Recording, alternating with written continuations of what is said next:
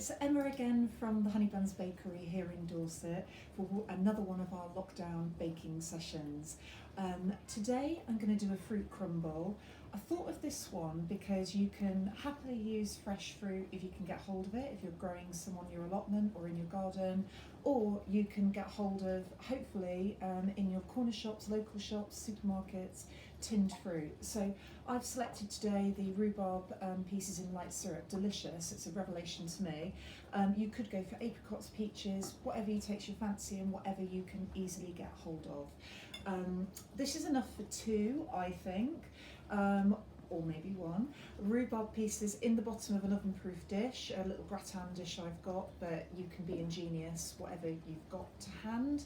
I've weighed out already 100 grams of polenta, which is a fine ground maize flour, gluten-free. 55 grams, call it 50, it doesn't really matter, ground almonds. Please feel free to use any ground nut that you might prefer or have to hand. And similarly, 55, 50, doesn't matter, grams of rough chopped almond. Again, you can use any nuts that you prefer or have to hand, and you could also sub in seeds. So sunflower, pumpkin, roughly chopped or whole would work just as well. If you can't get the polenta, I know that there's real hassle out there with flours, particularly gluten-free ones if you need to be gluten-free. I would suggest sorghum, or I would suggest a gluten-free pre-mixed flour off the shelf. Do contact us, particularly if you're in the southwest, and we'll try and get you linked up with the stockist. So you basically stick all of that into a mixing bowl. You then add, I'm keeping this recipe vegan today, so I've used the pure margarine, which is vegan and gluten-free and dairy-free. If you're not bothered about that aspect, then by all means use butter, and you want to have 85 grams of that added to your mix, plus 100 grams of brown sugar. Don't worry if you can't get brown, use any old thing, but brown does give a really lovely caramelised finish, that's why I'm quite pro that. I have started to rub this in already. By rubbing in, you call it the rub-in method.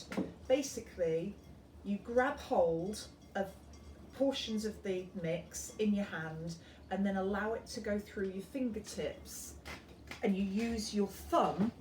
I mean, if you've got a better method, by all means do that. It's not an exact science, but use your thumb to rub in the butter to the dry mix. And what you're doing is basically creating a rough, rustic crumble that will retain some of those globules of fat, or the unglamorously, what I mean is the marge or the butter that you're using, okay?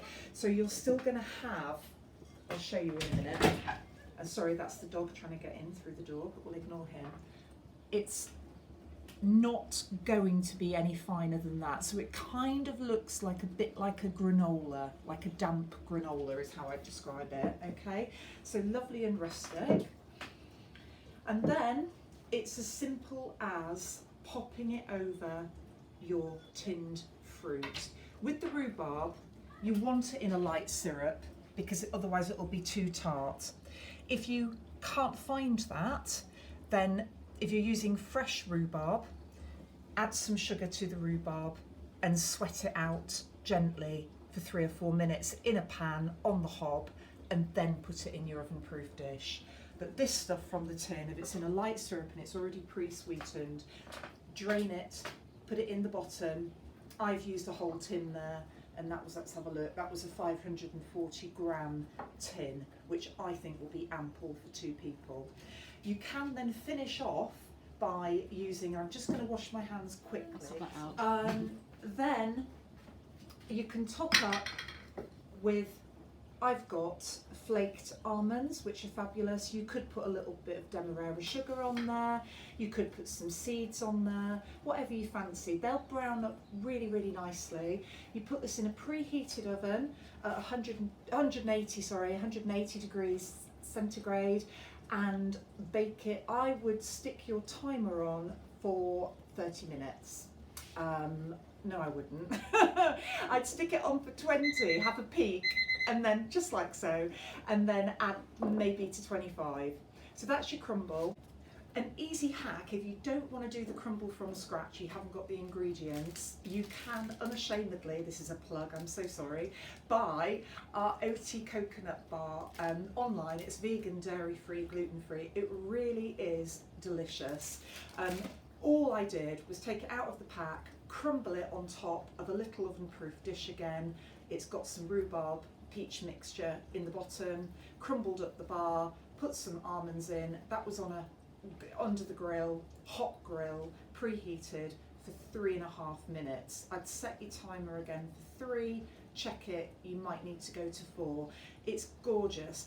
This bar, initially it looks damp and then it crisps up and re-caramelizes like a really crunchy, gooey, yummy granola. So you've got that crunch on the outside, gooey on the inside. Really, really lovely little pudding that. I would serve it with the coconut ice cream that we did in a previous video yesterday, the coconut ice cream. You can find the crumble recipe in book 1, Honeybuns book 1. That is available online also. Shout outs to little kids who I know are eagerly watching this at home and baking. Angus and Izzy in Newcastle, Jenny and Lisa in Oxford, Logan, Honey and Luna in Dorset, and Zachary in Dorset. Hi guys, happy baking.